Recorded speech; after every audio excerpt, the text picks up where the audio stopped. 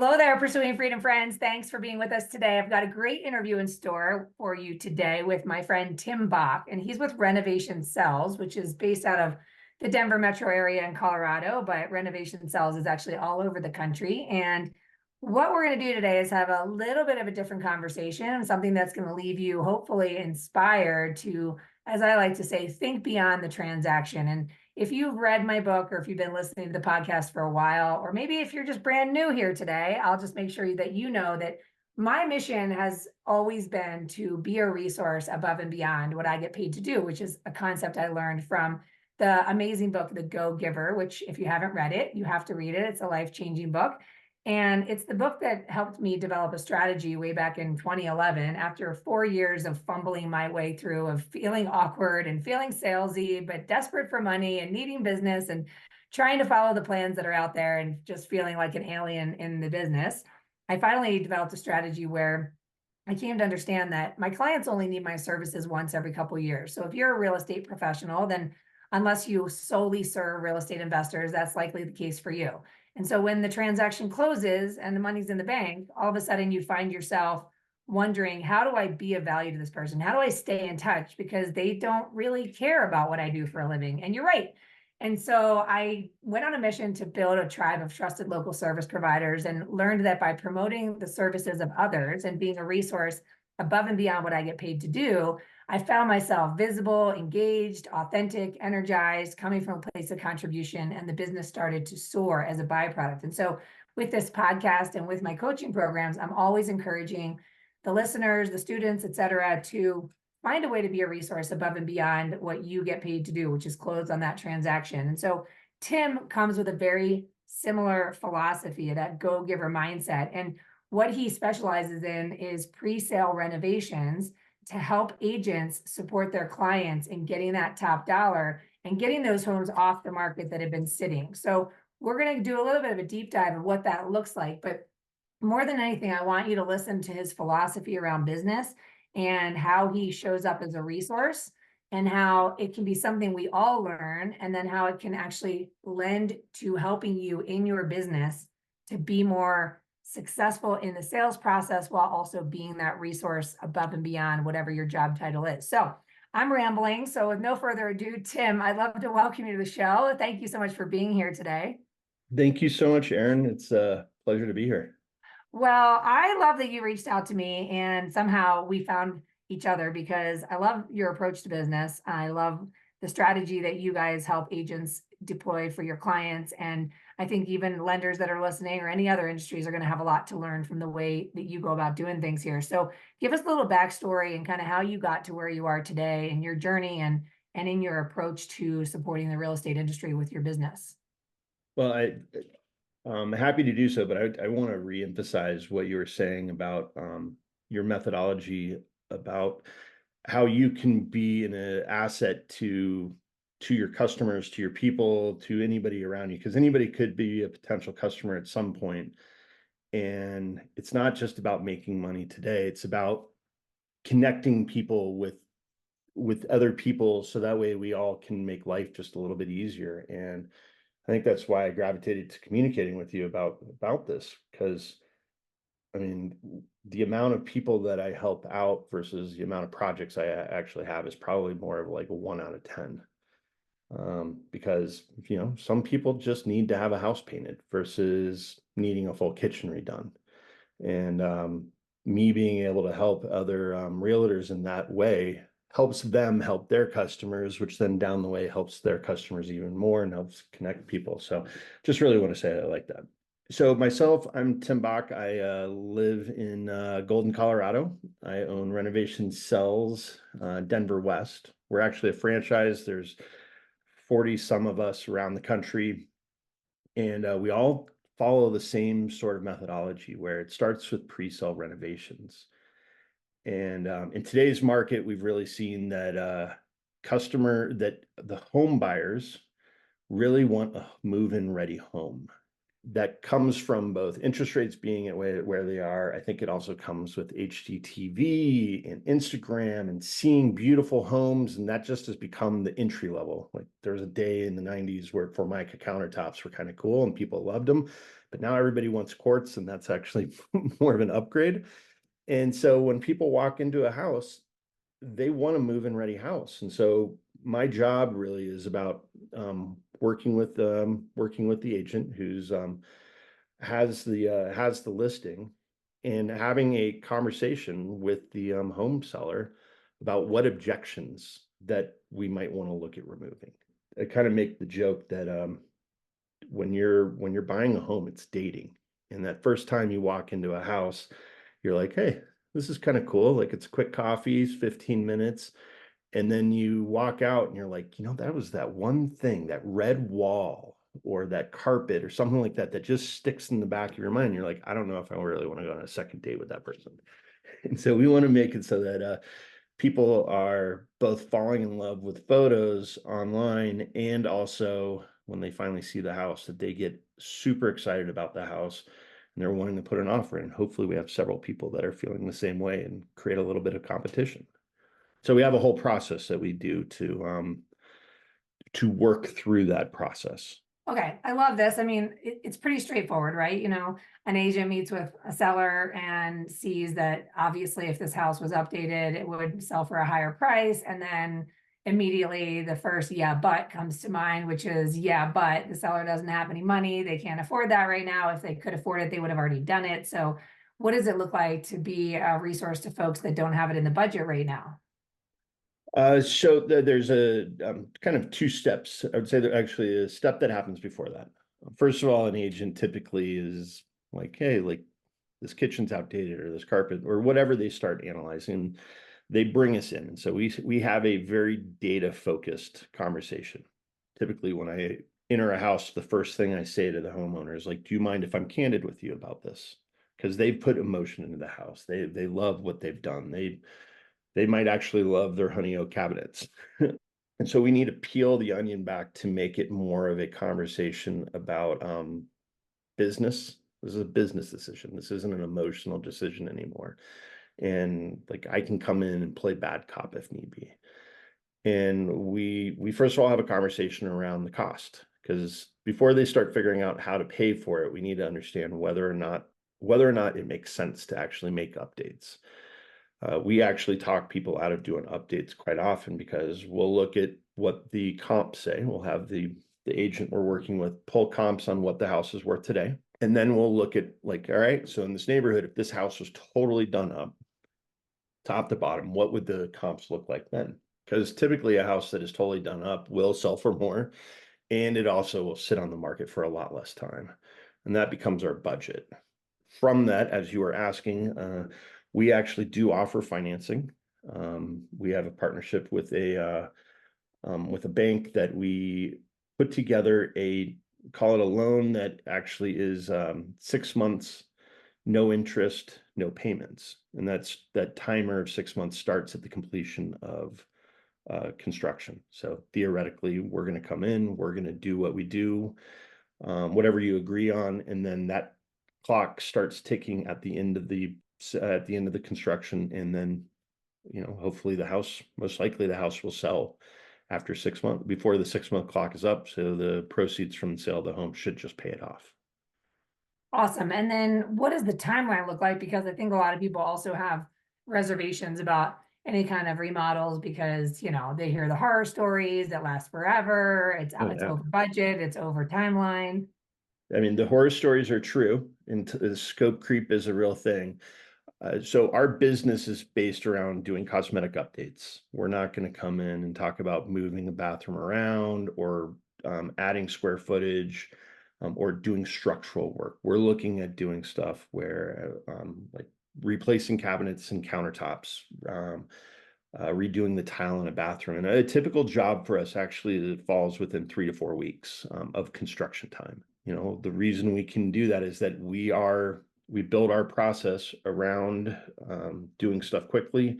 We stack our work on top of each other, meaning that once the cabinets are installed, we are not then calling the countertop people. We've already got them scheduled to come in the next day. We work at a very fast pace, and we're also going to be recommending only in products, meaning like materials and finishes that are in stock. So There's not going to be some crazy tile that's going to take 6 weeks to have it shipped in. Stuff is very much on order. And I should also say our crews that we bring in know that we move fast, that we expect to move fast. Because at the end of the day, time is money. Got to get you guys back on the market.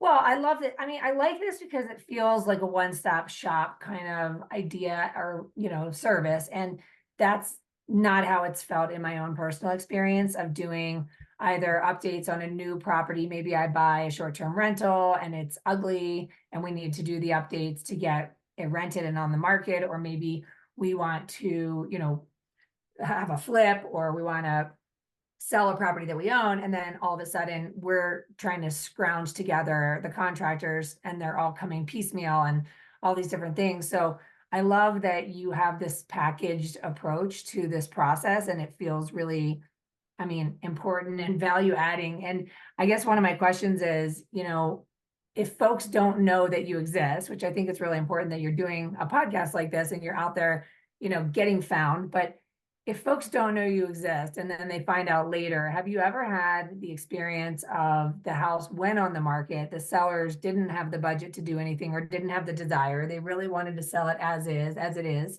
and now it's been sitting on the market because that's the nature of the beast right now, and you are able to come in and take it off the market, do a quick update, and then put it on the market for a higher price? Is that something that you guys see?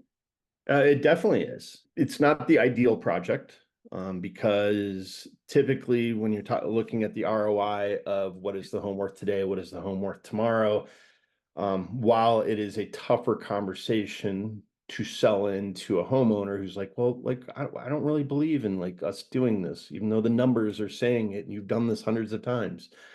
I actually have a project we're starting on Monday that the home was in a fairly desirable neighborhood in Denver. It was on the market for 2 months. Over the course of the 2 months, they dropped the price, I think, somewhere in the range of about 40 to 50 grand.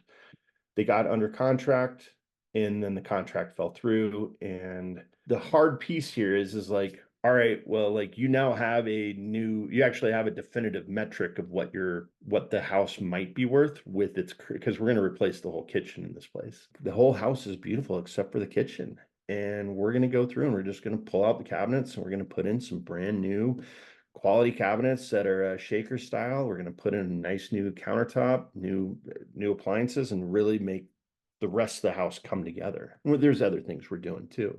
My expectation is that when we hit the market again, because we'll do new photography and whatnot, that this place will pop off the market pretty quickly. And it just sucks because the owner's sitting there going like, hey, like, oh, you want me to invest this amount of money into the kitchen? Like, will I get that back out? And we're like, I would expect that you're probably only going to get about half of that back out, because as numbers have shifted, you now know what, you went for the moon before. So that actually was never a good number. Like, this is now your new number that of what your house is kind of worth. Who knows if you'll get another buyer at that price point? You could continue on that slippery slope, and get some more lowball offers. Instead, we need to make the investment, because the verbiage is not upgrading your home. It's more about how do we invest into this property to get your house sold and also sell it for more than what it would have. Now, do you also, this is all focused on pre-sale. Do you also work with flippers that buy a property and want to do a quick turnaround and then get it resold at a higher price that, Sure. they buy? Do you do that as well? Oh yeah, no, we've definitely have done we've done a few projects for flippers. Typically what I find a much better storyline than working with flippers, because flippers really want to do low end work. Most do. Like, they just want the cheapest stuff off the rack at Home Depot. That's not us. We have designers on staff who are picking finishes that are based off of the what the house is worth, and like actually bringing a design that is relevant to the neighborhood but isn't just another agreeable gray house. So I say that in the idea that what I like to see happen more often is typically the flippers are finding homes that were either rented out and beaten up pretty bad, or they were, it's, mom and dad have lived in the house for 30 years and they were very comfortable and happy in their home. And now it's now time for someone else to move into that home. The kids are trying to figure out what to do with it. I would rather work with the kids on making this home ready for the next people versus them selling it at a discount to a flipper who's then going to just kind of, put lipstick on a pig. Totally.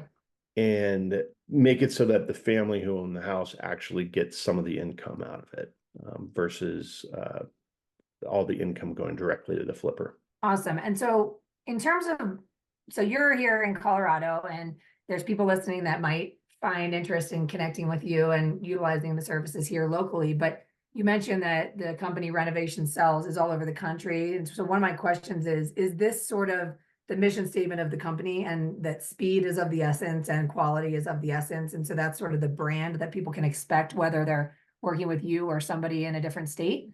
Most definitely. We all, the whole family of Renovation Sells, we all work together. We've all gone through the same sort of training.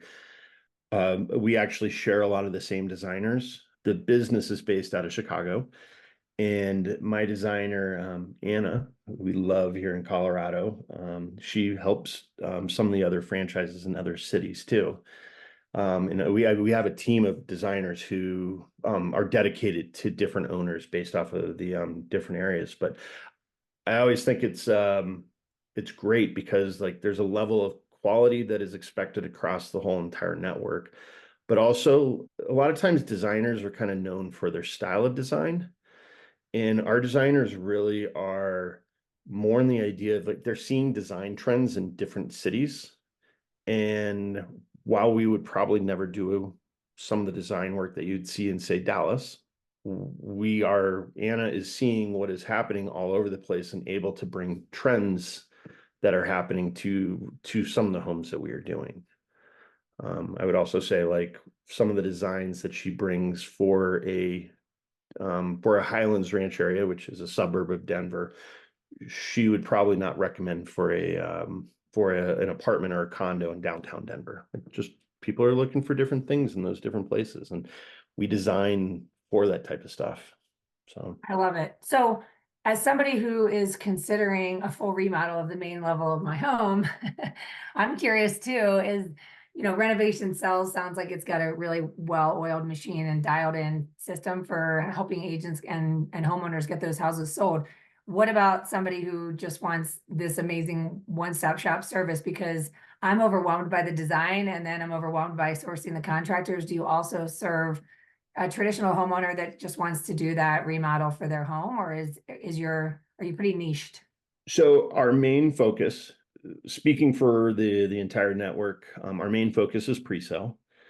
I know we do pick up some work where we call it homeowner work, where like you as an agent would have been looking at homes and the buyer just can't get past it, and the kitchens all need to be updated. So occasionally we will do a post-sale work where the buyer, we literally hit the ground running the day they close. So like as they are going through inspections and whatnot, we sign a contract with them, we go through the design process, we hit the ground running. I myself take on the occasional homeowner project. I have a design background myself. I love that part of the process, like working with homeowners, trying to understand what their emotional connections are and how do I make this home a little cooler for them. I don't know if everybody in the network really does that, but it's always worth the call to ask them if they're interested in it, because our designers are great designers and our processes can work for anybody. I mean, at the end of the day, we're all GCs.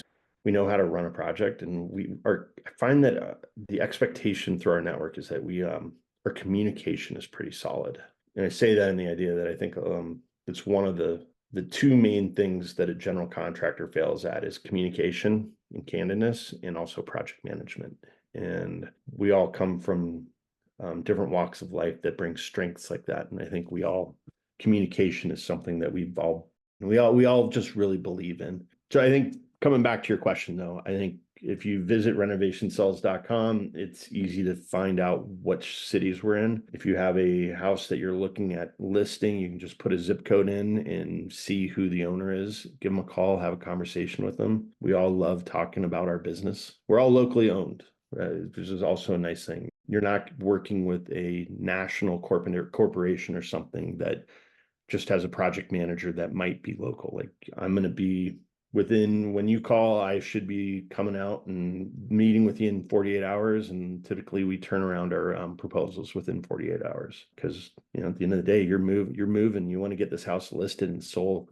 Well, I'm really impressed by the entire business model because I really believe this is a very overwhelming topic for a lot of people. Is that number one, I know this is dated, but I have no eye for design. So I have no clue where to begin. And then since I have no clue to where to begin, I have no clue who to call. And then I don't know if I can trust the people. And, just again, we've talked about the horror stories, but I just kind of want to cast a vision for the agents and lenders that are listening. And it's all about going beyond the transaction. As we're recording this in the summer of 2024, we are in a market where there are simply less transactions being had, and therefore there is a lot more opportunity for the consumers to shop around. And what I see a lot in our industry is that the client is shopping for a realtor, maybe interviewing a couple agents or shopping for a lender. And because there's a little bit of anxious energy of fingers crossed, I hope I get this deal. Sometimes I think that the realtors and lenders, they miss the boat and the opportunity to give more value than what the consumer is potentially asking of them, which means that the consumer is shopping between two agents or two lenders. And if both of them are simply talking about transactional, right? Like this is what you can expect from me from contract to closing, or, they're shopping interest rates of a loan officer. And you're doing nothing to set yourself apart or differentiate by having a conversation that represents value above and beyond you just getting them to the closing table, then it's difficult to stand out from the competition. But the moment you start having conversations with them around ideas and concepts, and have you thought about this? And I have resources for that. And then once you close, we could look at this, and here's some other ideas for that. All of a sudden, what I found in my own personal experience was that the consumer would say things like, wow, the other lender didn't say any of these things, right? And I'm here promoting or sort of presenting solutions that they hadn't even considered needed to be explored, that have nothing to do with me and the interest rate, or me as a mortgage lender or a real estate agent. It has more to do with the full customer experience being optimized. And it was so much easier then to have these transactional leads turn into relationships, and then relationships turn into referral partnerships for a lifetime. And it really moves us away from feeling the need to sell ourselves when we have tools in the tool belt to give value above and beyond what we get paid to do. So I just kind of want to cast that vision for the listener that if you can learn to think beyond you getting the paycheck and look at the bigger picture, and then seek out resources like what Tim and Renovation Cells are here to offer, you're going to show up differently. You're going to seem like an expert. You're going to seem like somebody who cares about the human being. And that's what's going to attract their business, and more importantly, their friendship, and then their loyalty, and then their referrals. And this is how we design a business that we love, that fuels a life that we've imagined for ourselves. So I just want to kind of share that as kind of a big picture, and also a plug for what you're doing here, Tim, because I think it's really remarkable. I can't agree more with you on it. Building trust through relationships is the best marketing you can do, and just being there for each other and helping people out, and not just being about getting the listing, but because the listing will come someday. The job will come someday, but being an advocate to help everybody out is such a great way to build that trust. Awesome. Well, if folks want to find you, Tim, I really appreciate you taking the time. If they want to find you, get a hold of you, follow you online, where's the best way to do so? We kind of are everywhere. Start with renovationcells.com. You can email me directly at tbock, T-B as in boy, O-C-K, at renovationcells.com. We're on Instagram. We're on Facebook. I'm sure someone's on TikTok. Huh? I don't do TikTok. Yeah, all of us are ready to help you with the stuff. And it's not just if you have a job. Give us a call so we can see if the job makes sense. Maybe we can refer some people to help you out. I know I've referred my painters out. I've referred my flooring company out because, sometimes it's all you need. I love it. Well, thank you so much for taking the time today, Tim. Thank you too, Aaron. It's been a pleasure chatting with you, and look forward to continuing listening to your podcast. Awesome. And to all my friends listening out there, thanks for tuning in. I hope you leave inspired to kind of think beyond the transaction. And as always, if you haven't started to follow me on Instagram at Pursuing Freedom Official, check out the link in the bio there. There's tons of downloadable resources, trainings, all kinds of things to help support you on your journey towards building a life you don't need a vacation from. I love you. I appreciate you. See you next time.